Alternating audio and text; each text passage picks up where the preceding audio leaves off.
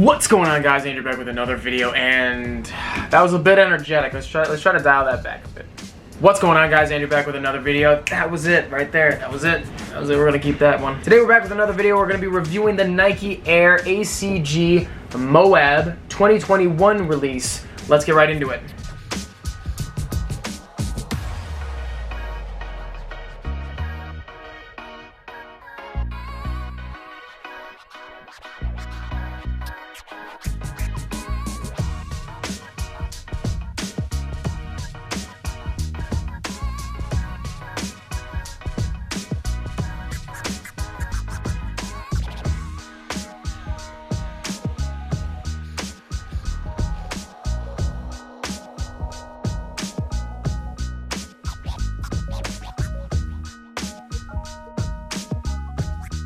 For those of you who are new here, welcome. Subscribe if you feel so inclined.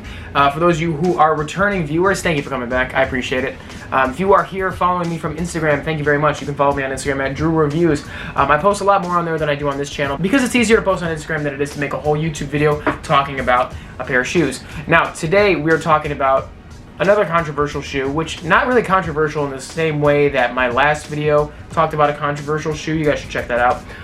This shoe is kind of gotten mixed reviews from people across the board since the images of it first came out. But we're going to get into that in a second. First of all, when you buy the Nike ACG Air Mowabb, ACG Air Mowabb is the full title. You get this sweet ACG box, very minimal coloring. You get ACG All Conditions Gear. If you didn't already know what that stood for, like, it's pretty clear. Designed, tested, and made on planet Earth for outdoor use. So, yeah, retail on these was $160, and there it is on the box there. Nike ACG means all conditions gear. So this was a shoe with a long history of outdoor use. Now, these were designed by Tinker Hatfield, originally released in 1991. This is the 30th year anniversary of this particular model. For those keen-eyed viewers at home, you would have noticed the Huarache logo, which is on the tongue, on the front of the neoprene sock liner.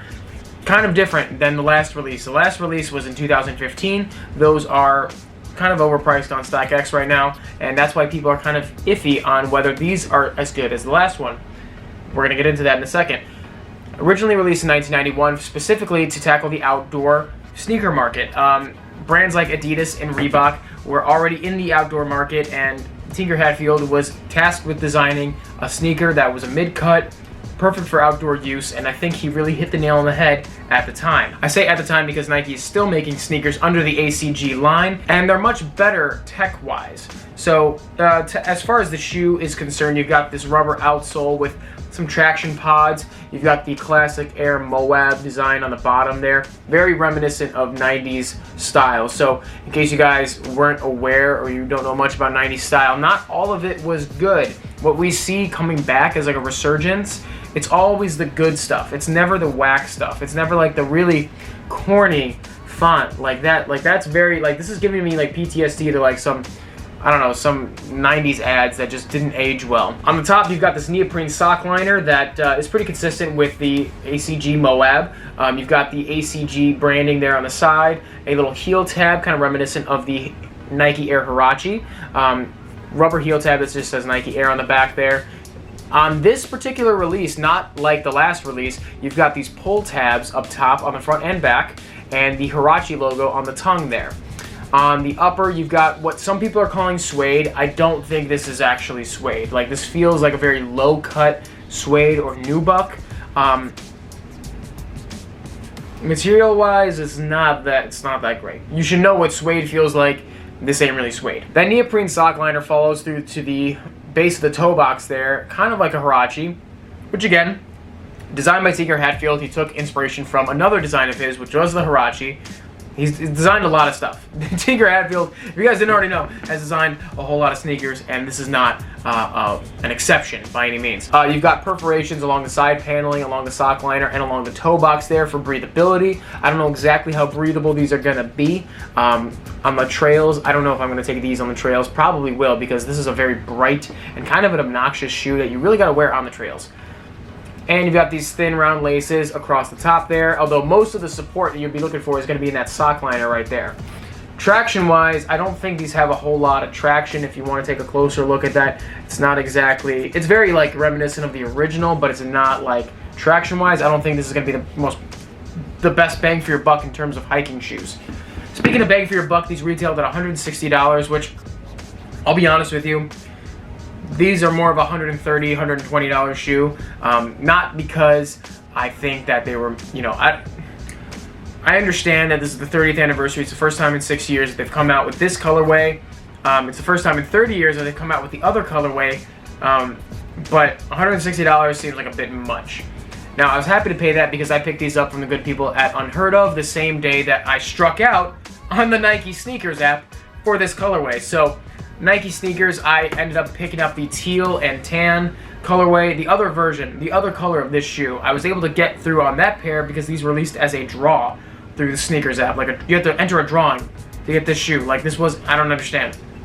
I didn't think this was going to be that big of a deal. I struck out on this colorway, which is the one I wanted. I have the other colorway on its way. I think they're still preparing shipment. Nike is taking way too long to ship things because it is Tuesday. I ordered these Friday, and Unheard Of sent them my way the same day. So, come on, Nike, get your shit together. So shout out to Unheard Of. If you guys follow me on Instagram, you would have seen the day of the release I posted that Unheard Of had pairs available hours after the original release on Nike sneakers app. You could have gotten them. If you didn't get them for retail, I don't know what to tell you. You might as well. If you didn't get them for retail, I don't know what to tell you. Now, like I said, this is a shoe that had people on the fence. They didn't know if they really would want. They didn't know if they liked it or not because it's so different than the last release. Like I said, the last release did not have these pull tabs. The last release did not have this Huarache logo on the front. It didn't have this little orange swoosh, which I really like the mini swoosh. I love mini swooshes. I think they're great. It didn't have the boxiness of the toe box there. It had more of a pointed toe, which I get it. I get it. I really do, because the pointed toe on some of these older models makes it look so much sleeker, so much more sleek. It makes it look better. It's more aesthetically pleasing. You get kind of a runner aesthetic when the toe is pointed. That's why you see so many people posting on-feet shots of like Air Maxes and the toe is like forced down to the ground. That pointed toe aesthetic is so much more appealing than this boxy toe aesthetic here. Now, you can piss and moan about the aesthetics of a toe box all day, but personally, I was waiting for this shoe to come out because I've been looking for a pair from the last release for a decent price. Haven't found one on StockX because people don't want to sell them for less than $300. I don't think this is a $300 shoe by any stretch of the imagination.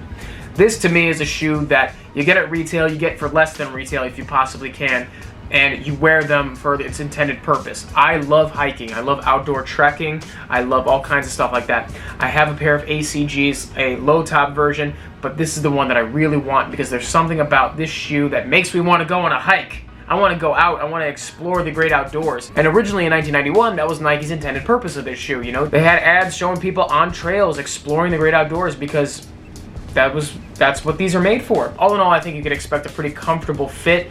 This neoprene sock liner is meant, just like the Huaraches, just like the Jordan 7s, these are meant to kind of form to your foot as you sweat while you're wearing them. It sounds a little gross, I know, but you think about it, if you're wearing your shoes, your foot gets sweaty, you get warm. This material is designed to constrict and form to your foot the more you wear it. So it's in your best interest to wear your shoes and literally put miles on your shoes because that's going to be a better fitting sneaker for you. Like I said, I did get the other colorway. I haven't gotten them in hand yet because Nike takes forever to ship things now. I really wanted to give you guys a close look at this colorway here in case you were curious whether or not you wanted to purchase them.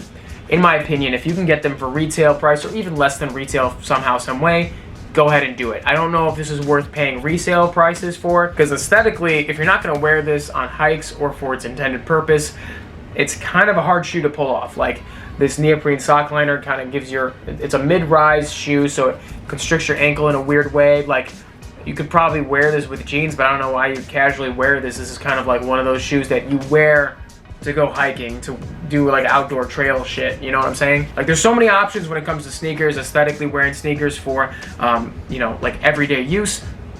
You can do better than this one, I think. If you want to wear them for its intended purpose, go ahead and buy them for retail or under. I don't know if I'd pay resale for these. I probably wouldn't pay resale for these.